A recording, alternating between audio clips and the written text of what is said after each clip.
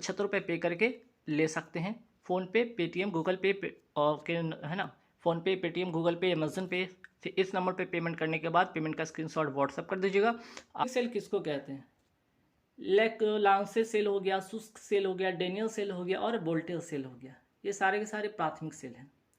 और एक चीज़ नोट कीजिएगा, सारे में, ठीक है, इन सारे में जो होता है, इन सारे में जो कैथोड का काम करेगा, कैथोड का काम करेगा वो करेगा जिंक अर्थात जस्ता करेगा, लेकिन एनोड का काम अलग अलग करेगा। जैसे कि लेक्लांसे में इसमें जो है इसमें कार्बन करेगा, शुष्क सेल में भी कार्बन करेगा, डेनियल में आपका तांबा करेगा और वोल्ट में भी आपका तांबा करेगा। ठीक है, तो एनोड का काम, ये कैथोड का काम था, एनोड का ये काम है, एनोड का काम है। ठीक है, तो लेक्लांके सेल में आपका कार्बन हो गया, आपका एनोड का काम करेगा और कैथोड का काम जिंक करेगा। शुष्क सेल में कार्बन का जो काम करेगा वो करेगा आपका एनोड का और कैथोड जिंक का करेगा। अब ये प्राथमिक सेल, इसका काम क्या, रासायनिक ऊर्जा को सीधे विद्युत ऊर्जा में परिवर्तित करता है। एक बार प्रयोग होने के बाद ये बेकार हो जाता है, पहली बात। अगर मैं बात करूँ यहाँ वोल्टेज सेल, वोल्टेज सेल का आविष्कार किसने किया था? एलिजांडो वोल्टा ने किया था। अभी मैंने बताया वोल्टेज सेल का एनोड काम करेगा तांबा से, कैथोड जिंक से करेगा। शुष्क सेल में जो कार्बन है एनोड का काम करेगा, जस्ता कैथोड का काम करता है। शुष्क सेल में विद्युत अपघट के रूप में होता है नौसादर का घोल होता है, जिसको कहते हैं अमोनिया क्लोराइड, NH4Cl होता है। लेक्लांके सेल की अगर मैं बात करूँ, इसका उपयोग कहाँ था? विद्युत घंटी, टेलीफोन में होता है। ठीक है, चलिए इतनी बातें आप ध्यान रखिएगा क्योंकि यहाँ से सवाल आपका एग्जाम में बना है।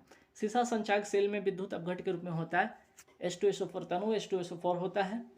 अनैक्षिक क्रिया, देखिए यहाँ ये महत्वपूर्ण सवाल है। अनैक्षिक क्रिया इन्वॉल्ट्री जो होता है, अनैक्षिक जो होता है मांसपेशिया किनके द्वारा नियंत्रित होता है? अनैक्षिक मांसपेशिया किनके द्वारा नियंत्रित होता है? मेडुला ऑब्लंगाटा में। ठीक है, ये ब्रेन जो है आपका, ये ब्रेन का जो है सबसे पीछा भाग, पश्च भाग है ये। अगर बात ब्रेन की हो रही तो चलिए ब्रेन पर पूरे इसके बारे में जानकारी लेंगे, है ना, इससे रिलेटेड क्या क्या सवाल बनेगा। देखिए सबसे पहले ब्रेन का पार्ट होता है कितना है? ब्रेन का आपका 3 पार्ट होता है, 3 भाग होता है। अग्र मस्तिष्क, मध्य मस्तिष्क और आपका पश्च मस्तिष्क होता है, पश्च मस्तिष्क होता है, जिसको सेरिब्रम भी कहते हैं, अग्र मस्तिष्क को। उसके बाद दूसरा होता है सेरिब्रल होता है और तीसरा होता है सेरिबेलम होता है ना। ये तीनों महत्वपूर्ण है जो कि ध्यान रखिएगा। सेरिब्रम हो गया, इस अग्र मस्तिष्क का भी 2 पार्ट होता है, एक तो सेरिब्रम हो गया और डाइएन्सेफ्लॉन हो गया। मध्य जो मस्तिष्क होता है कॉर्पोरा कार्डिजेमिना होता है, सेरिब्रल होता है, और पश्च मस्तिष्क में होता है सेरिबेलम और मेडुला ऑब्लंगाटा होता है। ठीक है, मेडुला ऑब्लंगाटा होता है, जिसके बारे में भी मैंने बात भी किया था कि जो अनैच्छिक होता है मांसपेशिया वो कंट्रोल करता है। कौन करता है, किसको करता है, किसके द्वारा होता है? मेडुला ऑब्लंगाटा के द्वारा। अब आइए सबके बारे में बारी बारी से देखेंगे। देखिए यहाँ पे सेरिब्रम जो कि ब्रेन का अग्र मस्तिष्क है, ये क्या करता है? ऐच्छिक गतियों को, ठीक है, उसके बाद स्मृति, इच्छा शक्ति, याददाश्त या गतियों में वृद्धि, इसका कंट्रोल ये करता है। ठीक है, फिर बात हो रहा है, इसी का 2 पार्ट होता है, थैलेमस और हैपोथैलेमस। इसी का 2 पार्ट होता है, थैलेमस और हैपोथैलेमस। तो थैलेमस ठंड हो गया, दर्द हो गया, गर्म को पहचानता है, और हैपोथैलेमस जैसे कि ताप, भूख, प्यास, प्यार, घृणा, ब्लड जो प्रेशर है, ठीक है, उसको कंट्रोल करता है। गुस्सा हो गया, खुशी हो गया, पसीना का नियंत्रण कौन करता है? आपका हैपोथैलेमस कहते हैं, जिसको मास्टर ऑफ मास्टर ग्लैंड भी कहा जाता है। अब आते हैं मध्य मस्तिष्क का 2 पार्ट है, जिसको कहते हैं कॉर्पोरा कार्डिजेमिना। इसका क्या काम है? जो होता है दृष्टि और श्रवण शक्ति, ठीक है, इसका कंट्रोल करता है। और मध्य मस्तिष्क का ही एक पार्ट है सेरिब्रल। अब देखिए इसका क्या काम है? जो ब्रेन है, ठीक है, जो ब्रेन है आपका, ब्रेन के अन्य भाग को स्पाइनल कॉर्ड से जोड़ता है सेरिब्रल। और सेरिबेलम जो कि अनुमस्तिष्क का सबसे पीछे भाग होता है, शरीर का नियंत्रण करता है, शरीर का संतुलन ये बनाता है। और इसी जो है सेरिब्रल जो है आपका पश्च जो मस्तिष्क होता है उसी का एक भाग होता है मेडुला ऑब्लंगाटा। इसका काम है रेस्पिरेशन करना, रेस्पिरेशन का नियंत्रण करना, हृदय का धड़कना, आहार नाल का क्रमाकुंचन करना, और अभी मैंने आपको बताया अनैच्छिक मांसपेशी का है जो उसको कंट्रोल करता है। फिर बात हो रही मेरुरज्जु। मेरुरज्जु जिसको कहते हैं स्पाइनल कॉर्ड, ये होता है क्या, ये मेडुला ऑब्लंगाटा का पिछला भाग से बनता है मेरुरज्जु। मेरुरज्जु का काम है रिफ्लेक्स एक्शन का नियंत्रण एवं समन्वय स्थापित करना, ठीक है। और इसको सबसे पहले किसने पता लगाया था, रिफ्लेक्स एक्शन का जो पता लगाया था मार्शल हॉल ने लगाया था। अगर आप देखेंगे मानव शरीर में स्पाइनल कॉर्ड या रीढ़ की हड्डी में जो नसों की संख्या होती है 31 होता है, लेकिन मानव शरीर में रीढ़ की हड्डियों की संख्या प्रारंभ में जो होता है बच्चों में 33 होता है, और रीढ़ की हड्डियों की संख्या विकसित होने पर 26 होता है, ठीक। दोनों बातें ध्यान रखिएगा। आगे बढ़ते, दो वस्तुओं के बीच ताप प्रवाह की दिशा किस पर निर्भर करता है, उनके तापमान पर, ठीक है। ताप का दिशा निर्भर करेगा उनके तापमान पर, निर्भर करेगा, ताप में अंतर के कारण निर्भर करेगा। अमोनिया गैस कहाँ एकत्रित होता है, हवा के ऊपर विस्थापन से, क्योंकि अमोनिया जो होता है वो क्या होता है, हवा से हल्का होता है, हवा से जो होता है ये हल्का होता है इसलिए। और यहाँ पे वर्ड आया विस्थापन, तो विस्थापन क्या है, एक सदिश राशि है, इसका मात्रक होता है मीटर। विस्थापन धनात्मक भी होता है, ऋणात्मक भी होता है, शून्य भी हो सकता है। अब आइए आप देखते हैं मेढक के लार्वे को क्या कहा जाता है। मेढक के लार्वे को कहा जाता है टैडपोल कहा जाता है, ठीक है। अगर सवाल आ जाए कि मैगट क्या है, पीपा क्या है, कैटरपिलर क्या है, इसके बारे में भी जानेंगे यहाँ पे। तितली के लार्वा को कैटरपिलर कहते हैं, मक्खी हो गया, मधुमक्खी हो गया, वैस्प हो गया, इसके लार्वा को मैगट कहते हैं। अब देखिए कीटों के कायांतरण की 4 अवस्था होती है, पहले ये भ्रूण बनता है, फिर लार्वा बनता है, फिर प्यूपा बनता है, और फाइनली ये कीट बन जाता है। और तितली के लार्वा को तो कैटरपिलर कहते हैं, और इसके पीपा को क्रिसलिंग भी कहा जाता है। दोनों बातें नोट कर लीजिएगा, एग्जाम में पूछा गया सवाल है। क्लोरोफिल में कौन सा तत्व विद्यमान होते हैं, क्लोरोफिल में आपका मैग्नीशियम होता है, मैग्नीशियम का परमाणु संख्या 12 होता है, नोट करके रखिएगा। चलिए, तो कैल्शियम का होता है 20 परमाणु संख्या, लोहा का 26, मैग्नीशियम का 12, सल्फर का 16। क्लोरोफिल, अगर बात हो रहा है क्लोरोफिल का, ठीक है, तो क्लोरोफिल ये होता है कहाँ पे पाया जाता है, ये पत्तियों में पाया जाता है, हरे रंग का वर्णक होता है, इसका काम है पत्तियों में भोजन का निर्माण करना। और ये क्या करता है, प्रकाश में लाल, नीला और बैगनी रंग को अवशोषित कर लेता है, ग्रहण कर लेता है। इसके 4 घटक है chlorophyll A, chlorophyll B, carotene और जैंथोफिल। मोस्ट इंपॉर्टेंट है, क्लोरोफिल का ही घटक है कैरोटीन और जैंथोफिल। अगर बात हो जाए पत्ती की कोशिका में जल सिरा से आता है किसके द्वारा, अगर मैं बात करूँ यहाँ पे जल आता है आपका ऑस्मोसिस के द्वारा, अर्थात अगर ये पेड़ है, ठीक है, पेड़ है, इसका जड़ है, अगर यहाँ से भी अगर मिट्टी से अगर ये वाटर को ग्रहण करता है, वाटर को ग्रहण करता है किसके द्वारा, तो ऑस्मोसिस के ही द्वारा करता है, ठीक। बात हो रही कि अगर मैं बात करूँ पत्ती में, लीफ में लीफ के कोशिकाओं में CO2 वायुमंडल से आता है, किसके कारण, तो विसरण के कारण, डिफ्यूजन के कारण। CO2 O2 का आदान प्रदान विसरण के कारण ही होता है पौधे में, ठीक है। या मनुष्य में अगर बात करें, फेफड़े में जो होता है, फेफड़े का एल्वेओली होता है, उसके तो थ्रू भी आपका ऑक्सीजन और CO2 का जो आदान प्रदान होने का कारण भी होता है डिफ्यूजन, ठीक है। और प्रकाश संश्लेषण पौधे में ही होता है। प्रकाश संश्लेषण में होता है कि इस क्रिया द्वारा पौधे अपना भोजन बनाते हैं, कहाँ बनाते हैं, भोजन अपना बनाता है पत्तियों में, ठीक है। पौधे अपना भोजन कहाँ बनाते हैं, पत्तियों में, वहीं पे होता है प्रकाश संश्लेषण। और प्रकाश संश्लेषण क्रिया होती है एक ऑक्सीडेशन रिडक्शन अभिक्रिया या दोहरी अपघटन अभिक्रिया भी इसको कहते हैं। इसमें जल का अपचयन ऑक्सीडेशन से ऑक्सीजन बनता है, और CO2 के अपचयन से रिडक्शन से ग्लूकोज का निर्माण होता है। अब आइए प्रकाश संश्लेषण की अभिक्रिया को समझते हैं।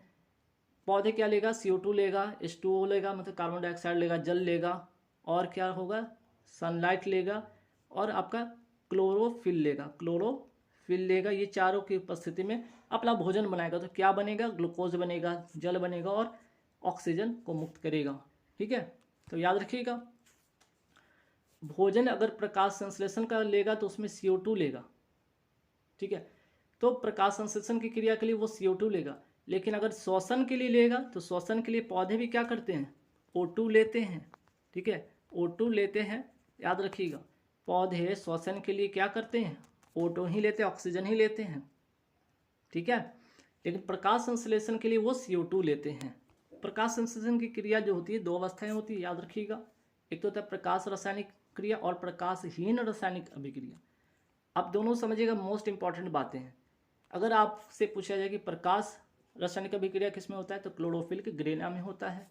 इसे हिलो रिएक्शन भी कहते हैं, वेरी वेरी इंपॉर्टेंट। ग्रेना में होता है आपका प्रकाश वाला, और प्रकाशहीन जो क्रिया होती है कहाँ होता है, क्लोरोफिल के स्ट्रोमा में होता है। ठीक है, चलिए।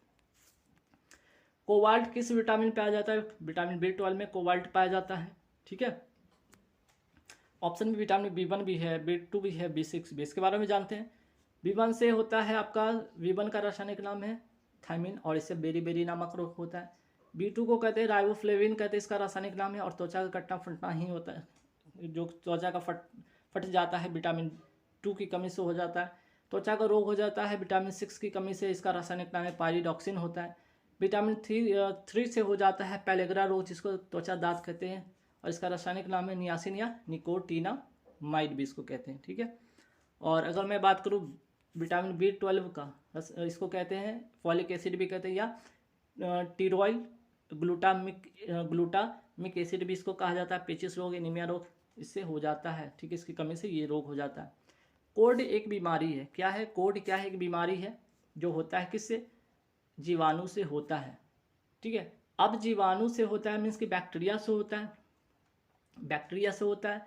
तो इसका ट्रिक है पंडित का टिक न्यू है। ठीक है, इस ट्रिक पे याद रखिएगा।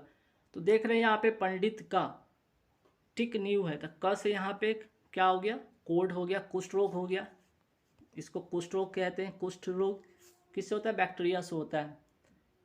तो चलिए आगे देखेंगे कि बैक्टीरिया से कौन कौन से रोग होते हैं। पहले यहाँ पे प्रोटोजोआ से समझेंगे। यहाँ पे देखिए प्रोटोजोआ है, वायरस से, फंगस से, बैक्टीरिया। तो पहले प्रोटोजोआ के समझेंगे, प्रोटोजोआ से होने वाले रोग का ट्रिक। जैसे इसका होता है ट्रिक, समझिएगा, पापा काम पे सोते हैं। ठीक है, ये ट्रिक है। तो पा से क्या हो जाएगा, पायरिया। मसूड़े से कूड़ आना पायरिया के कारण होता है। और कौन से प्रोटोजोआ के कारण, एंट अमीबा जिंचवेलिस जो होता है उसके कारण। अब देखिए आप पे से, ठीक है, यहाँ पे दिख रहा होगा, तो यहाँ पे पे दिख रहा होगा, तो पे से क्या होगा, पेचिस, जो कि आंत को इन्फेक्ट करता है। इंटेस्ट जो मानव का आंत होता है, मनुष्य का आंत होता है, उसको इन्फेक्ट करता है। और कौन से प्रोटोजोआ होता है, एंट अमीबा हिस्टोलिटिका के कारण होता है। और का, यहाँ पे का से देखिए कालाजार, जो कि बोन मैरो को क्या करता है, ये का से क्या करता है, ये का से आपका जो है कालाजार है ना, कालाजार होता है, जो कि बोन मैरो को प्रभावित करता है। लिस्मैनिया डोनोवानी जो होता है इसी परजीवी के कारण होता है, और इसका वाहक है बालू मक्खी। Most important question. ठीक है, और उसके बाद देखते हैं म से होता है मलेरिया।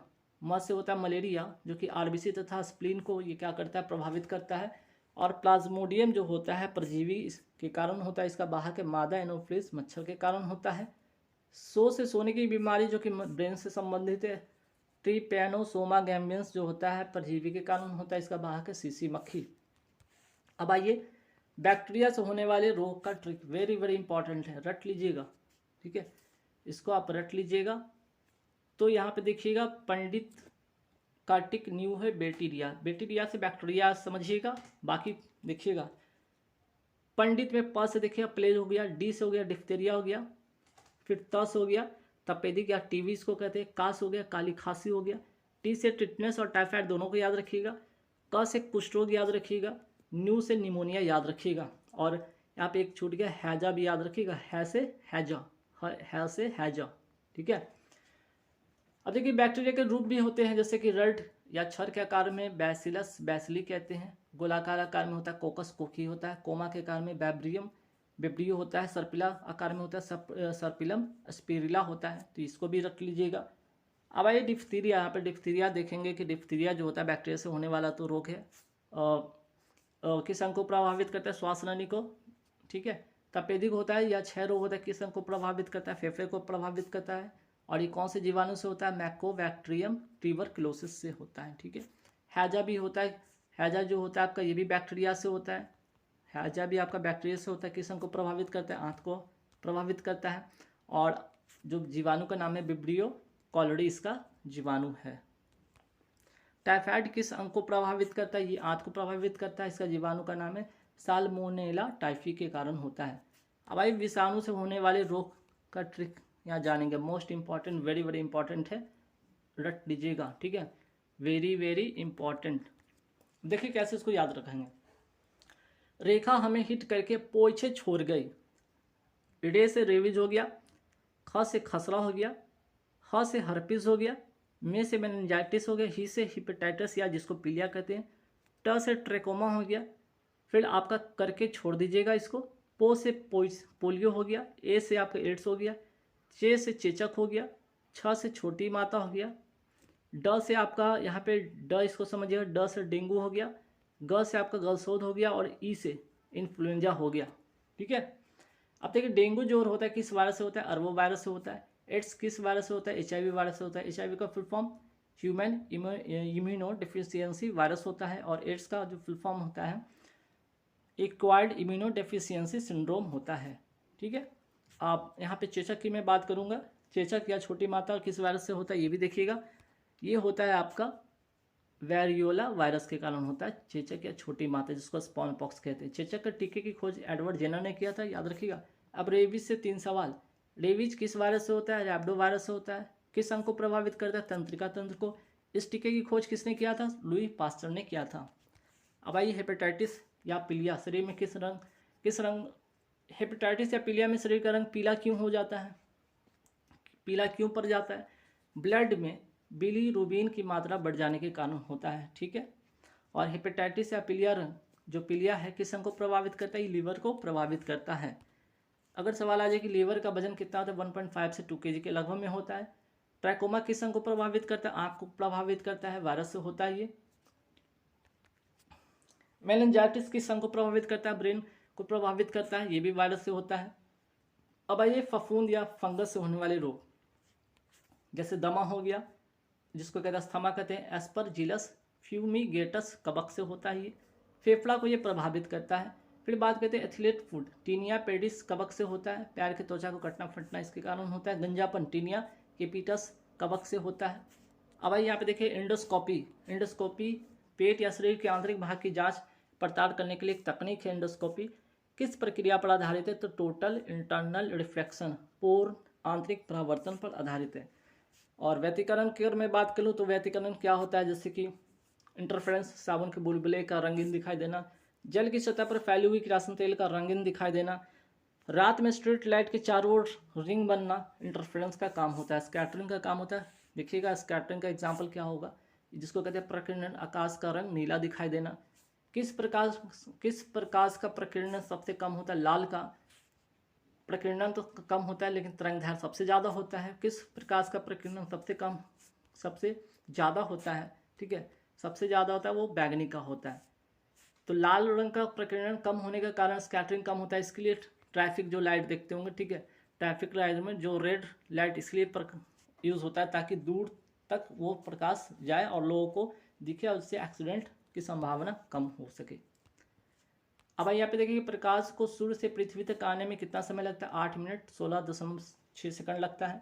वही बात करते हैं प्रकाश को चंद्रमा से पृथ्वी तक आने में कितना समय लगता है, 1.28 सेकंड लगता है। प्रकाश की चाल किस पर निर्भर करती है, माध्यम के अपवर्तनांक पर। तो माध्यम का अपवर्तनांक का फॉर्मूला होता है निर्वात में प्रकाश की चाल बटे माध्यम में प्रकाश की चाल, इसको याद रखिएगा। ठीक है, जिसको μ=2 कहते हैं आपका प्रकाश की चाल बेटा माध्यम की चाल। अब वायु या निर्वात में प्रकाश की चाल होता कितना है, 3 × 10⁸ मीटर पर सेकंड होता है। प्रकाश का ध्रुवन या पोलराइजेशन किसको कहते हैं, वेरी वेरी इंपॉर्टेंट है, इसको रट लीजिएगा, समझ लीजिएगा। किसी तरंग के कंपन को केवल एक दिशा तक सीमित करने की घटना को प्रकाश का ध्रुवन कहलाता है। उदाहरण गिटार का तार और सनग्लास। एग्जाम्पल समझिए, अगर ये आपके पास चेयर है, ठीक है, ये आपका पास यहाँ पे ये चेयर है, ठीक है, ये आपका चेयर है, ये आपका चेयर है। अगर आपको क्या है इसको देखना है, एक ग्लास है यहाँ पे, आप इसे देख रहे हैं, फिर दूसरा एक और गिलास ले लेते हैं, इससे भी आप देख रहे हैं। जब आप इसको क्या करेंगे, इसको जैसे जैसे ये घुमाएंगे ये क्या होता जाएगा, धुंधला होता जाएगा। जैसे ये 90 डिग्री पर आकर इस तरह से हो जाएगा तो ये क्या होगा, बिल्कुल नहीं दिखेगा, कुछ नहीं दिखेगा, है ना, बिल्कुल ब्लैंक हो जाएगा। तो इस घटना को प्रकाश का ध्रुवन कहलाता है, प्रकाश का पोलराइजेशन कहते हैं। इसको जैसे जैसे घुमाएंगे ये धुंधला होते होते एक समय ऐसा है कि बिल्कुल नहीं दिखाई देगा। ठीक है, चलिए अब आते हैं लाइट कैसा है, एक अनुप्रस्थ तरंग है जिसको कहते हैं ट्रांसवर्स वेव कहते हैं इसको, ठीक है, ट्रांसवर्स वेव कहते हैं इसको। इसका ध्रुवन होता भी इसलिए ध्रुवन होता है, इसका एग्जाम्पल अभी जस्ट पहले देखा हमने, ठीक है। अनुदैर्ध्य तरंग, साउंड कैसा है आपका, लॉन्गिट्यूडनल वेव है अर्थात अनुदैर्ध्य तरंग है और इसका ध्रुवन नहीं होता है। निम्न में से खून का कौन सा अवयव शरीर का रक्षा करता है, आपका WBC करता है, जिसको कहते हैं वाइट ब्लड सेल कहते हैं, वाइट ब्लड कॉर्पसल्स कहते हैं इसको, ठीक है। चलिए, तो WBC की बात होगी तो वाइट ब्लड सेल कहते हैं या वाइट ब्लड कॉर्पसल्स कहते हैं इसको। RBC को रेड ब्लड सेल कहते हैं, प्लेटलेट्स हो गया, और हीमोग्लोबिन। तो आपको रक्षा कौन करता है, WBC करता है। अब इस सब के बारे में थोड़ी थोड़ी जानकारी इकट्ठा करते हैं। जैसे देखिएगा, बात कर रहे थे WBC जिसको कहते हैं लिकोसाइट भी, इसको कहते हैं दूसरा नाम लिकोसाइट भी है। इसका जीवन काल 2 से 4 दिन होता है। इसका निर्माण बोन बैरो में होता है, लिम्फ नोड में भी होता है। ये 5 प्रकार के होता है, जिसमें सबसे ज़्यादा प्रकार न्यूट्रोफिल का होता है, 60 से 70% भाग होता है जो कि जीवाणु का भक्षण करता है। इसका 5 प्रकार में देखिएगा, आपका योसिनोफिल हो गया, न्यूट्रोफिल सबसे मैक्सिमम होता है, इसमें सबसे ज़्यादा होता है, 60 से 70% वैसोफिल होता है जो कि ग्रैनुलोसाइट का प्रकार है। और एक ग्रैनुलोसाइट का प्रकार में आपका मोनोसाइट, लिम्फोसाइट आता है। कुल 5 प्रकार हो गया, 3 ये वाला, 2 ये वाला, 5 हो गया। RBC की अगर बात करें तो RBC को जो है रिथ्रोसाइट भी कहा जाता है। इसको क्या कहा जाता है, रिथ्रोसाइट, ठीक है। एरिथ्रोसाइट भी इसको कहते हैं, याद रखिए। एरिथ्रोसाइट भी कहते हैं। इसका जीवन काल 20 से 120 दिन होता है। इसका निर्माण बोन मैरो में होता है। और भ्रूण अवस्था में RBC का निर्माण भ्रूण अवस्था में RBC का निर्माण कहाँ होता है, स्प्लीन में होता है, याद रखिएगा, लीवर में होता है। RBC का कब्रिस्तान स्प्लीन को कहा जाता है। ब्लड प्लेटलेट्स, इसका कार्य क्या है, रक्त का थक्का बनना। और ब्लड प्लेटलेट्स का निर्माण होता कहाँ है, एक्चुअली में ये बोन मैरो में होता है। ब्लड प्लेटलेट्स का जो होता है जीवन काल 3 से 5 दिन होता है। अब सवाल आएगा कि क्या RBC तथा ब्लड प्लेटलेट्स में केंद्रक पाया जाता है क्या मनुष्य में, तो मनुष्य में तो नहीं पाया जाता, ये नहीं पाया जाता। एक्सेप्शन में आपका ऊंट और लाबा स्तनधारी में RBC में केंद्रक पाया जाता है, ठीक है। क्या WBC में केंद्रक पाया जाता है, हाँ पाया जाता है, ठीक है। डेंगू ज्वर में किसकी कमी हो जाती है, ब्लड प्लेटलेट्स की कमी हो जाती है, ठीक। रक्त का रंग लाल क्यों होता है, हीमोग्लोबिन में हीम नामक रंजक के कारण होता है। अब आइए, काला जार बीमारी किससे होता है, तो मैंने बताया था काला जार जो बीमारी होता है ये प्रोटोजोआ से होने वाला बीमारी है, प्रोटोजोआ से होने वाला बीमारी है। और इसका वाहक जो है आपका सैंड फ्लाई है, बालू मक्खी। काला जार जो बीमारी होता है प्रोटोजोआ से होता है। लिस्मैनिया डोनोवानी जो परजीवी होता है इसके कारण होता है। काला जार किसके कारण होता है, लिस्मैनिया डोनोवानी परजीवी के कारण होता है। अब देखिएगा यहाँ पे काला जार का वाहक क्या है, बालू मक्खी है। आगे देखेंगे यहाँ पे मलेरिया की अगर मैं बात करूँ, मलेरिया प्लाज्मोडियम परजीवी के कारण होता है मलेरिया, ठीक है। और इसका वाहक कौन है, मादा एनोफ्लिस मच्छर के कारण होता है। सोने की बीमारी को कहते हैं, सोने की बीमारी किस परजीवी के कारण होता है, ट्रिपैनोसोमा जो होता है परजीवी के कारण होता है। इसका वाहक है सीसी मक्खी। और पास्टुरेला पेस्टिस जीवाणु से होता है क्या, प्लेग होता है, जिसको जो फेफड़े को प्रभावित करता है, ये भी ध्यान रखिएगा। फिर बात कर रहे हैं आपको कि यहाँ पे कौन सा स्तनपायी मैमल्स जो है अंडे देता है, डक बिल्ड प्लेटिपस जो होता है आपका अंडे देता है। फिर आगे बढ़ते हैं कि डॉल्फिन क्या है, इसको राष्ट्रीय जलीय जीव 5 अक्टूबर 2005 को घोषित किया गया था। चूंकि ऑप्शन में यहाँ पे डॉल्फिन आया था इसलिए इसका मैंने जिक्र कर लिया, ठीक है। अब आते हैं अनुवांशिकता नियंत्रण घटक में जीन शब्द किसके द्वारा दिया गया। जीन शब्द को सबसे पहले दिया गया WL जोहानसन के द्वारा दिया गया। अब मेंडल साहब क्या कि इसके बारे में बात करेंगे, डार्विन साहब ने क्या दिया और ह्यूगो डी वेरिस ने क्या दिया, इसके बारे में जानते हैं। ग्रेगर मेंडल ने अनुवांशिकता का पिता इन्हें कहा जाता है, याद रखिएगा। और डार्विन जैव विकास का सिद्धांत इन्होंने ही दिया था, ठीक है। जैव अनुवांशिकता का पिता ग्रेगर जॉन मेंडल ने दिया था। और मटर के पौधे पर, ठीक है, मटर के पौधे पर इन्होंने रिसर्च किया था, ठीक है। ह्यूगो डी वायरेस, ठीक है, ह्यूगो डी वायरेस इन्होंने क्या दिया था, उत्परिवर्तनवाद का सिद्धांत इन्होंने दिया था। अब भाई निम्न में से कौन एसिड सिरके में पाया जाता है, एसिटिक एसिड पाया जाता है। एसिटिक एसिड का सूत्र जो होता है CH3COOH होता है। साइट्रिक जो अम्ल होता है संतरा या नींबू या खट्टे पदार्थ में पाया जाता है। लैक्टिक एसिड दही में पाया जाता है। अब देखिएगा सिरका जो होता है किससे बनता है, तो सिरका बनता है, याद रखिएगा, water plus acetic acid, water plus acetic जो होता है एसिडिक, ठीक है, एसिटिक एसिडिक एसिड से बनता है। एसिडिक एसिड का जो मात्रा होता है 4 से 5% इसमें डाला जाता है वाटर में, तब जाके बन जाता है आपका सिरका। दौड़ते समय पैरों में ऐंठन किस एसिड के जम जाने से होता है? लैक्टिक एसिड या लैक्टिक अम्ल। ऑक्जेलिक एसिड किस में पाया जाता है? टमाटर में पाया जाता है। कपड़ों में जंग लगने लगे धब्बों को मिटाने के लिए किसका उपयोग होता है? ऑक्जेलिक एसिड का होता है। ठीक है, चलिए।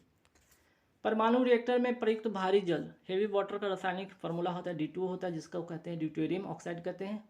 यहाँ पे देख रहे होंगे H2O2 क्या है? तो हाइड्रोजन पेरोक्साइड है। पुराने तैलचित्रों के रंगों को फिर से उभारने के लिए तथा बालों के ब्लीचिंग करने में इसका उपयोग होता है। दूसरा, डॉक्टर द्वारा खरोच या कट जाने पर लाल दवाई का उपयोग होता है, उसमें भी क्या होता है? हाइड्रोजन पेरोक्साइड ही होता है, H2O2 ही होता है। ठीक है, फिर आगे बढ़ते हैं। आवर्त तालिका पीरियोडिक टेबल में अनुलंब पंक्तियाँ वर्टिकल कॉलम को कहते हैं ग्रुप। इसकी संख्या होती है 18, जो कि मोसले साहब ने दिया था। आधुनिक आवर्त सारणी ने किस आधुनिक आवर्त सारणी दिया था? मोसले ने। इनके अनुसार जो होता है ग्रुप की संख्या 18 थी। आधुनिक आवर्त में आवर्त की संख्या 7 थी, ग्रुप की संख्या 18 थी। ये बात ध्यान रखिएगा। वर्षा की बूंद जो होती है किस कारण गोलाकार होता है? सरफेस टेंशन के कारण होता है। ठीक है, सरफेस टेंशन का फॉर्मूला होता है F/L होता है। F अर्थात फोर्स बाय लेंथ होता है। ठीक है, फोर्स मतलब न्यूटन, L से मतलब मीटर। इसका दूसरा फॉर्मूला भी याद रखिए, जूल पर मीटर स्क्वायर भी याद रखिएगा। पृष्ठ तनाव का आमतौर पर किससे मापा जाता है? डाइन या सेंटीमीटर में मापा जाता है। डाइन जो होता है बल का CGS यूनिट है डाइन। ठीक है, और बल का ऐसा मात्रक होता है न्यूटन। और यहाँ पे देखिएगा 1 न्यूटन बराबर क्या होता है? 10⁵ डाइन होता है। और डाइन मैंने बताया ये CGS यूनिट है बल का, और न्यूटन जो है आपका SI यूनिट है बल का। SI यूनिट है बल का, है ना। ये बल का है CGS यूनिट और ये बल का है SI यूनिट। अब बात करते हैं बल का जो डायमेंशनल फॉर्मूला क्या होता है? MLT-2 होता है। कैसे ये आया MLT-2? आपको पता है कि फोर्स का फॉर्मूला होता है मास इंटू एक्सलेरेशन। ठीक है, मास इंटू एक्सलेरेशन होता है। मास को केजी में मास को केजी मान समझते हैं, यहाँ मास को केजी डिनोट करेंगे, और एक्सलेरेशन का होता है मीटर पर सेकंड स्क्वायर। इसका मात्रक होता है, मास का मात्रक होता है केजी और एक्सलेरेशन का मात्रक होता है मीटर पर सेकंड स्क्वायर। तो केजी को m से डिनोट करते हैं, मीटर को लेंथ से डिनोट करते हैं, सेकंड को टाइम से करते हैं, क्योंकि m/सेकंड स्क्वायर है। ठीक है, तो m और ये अगर ऊपर जाएगा तो क्या होगा? T-2 हो जाएगा, है ना। और LT-2 हो गया, इसी को यहाँ पे मैंने लिया। ठीक, चलिए। त्वरण का फॉर्मूला क्या होता है? एक्सेलरेशन होता है स्पीड बटा टाइम होता है। एक्सेलरेशन का मात्रक होता है मीटर पर सेकंड स्क्वायर होता है। कैसे निकलता है? देखिएगा, A = स्पीड बाई टाइम होता है। स्पीड का भी होता है डिस्टेंस अपॉन टाइम होता है, डिस्टेंस अपॉन टाइम होता है, और पहले से टाइम है तो टाइम स्क्वायर हो गया। ठीक है, तो इसलिए मीटर पर सेकंड स्क्वायर होता है। ठीक है, चलिए।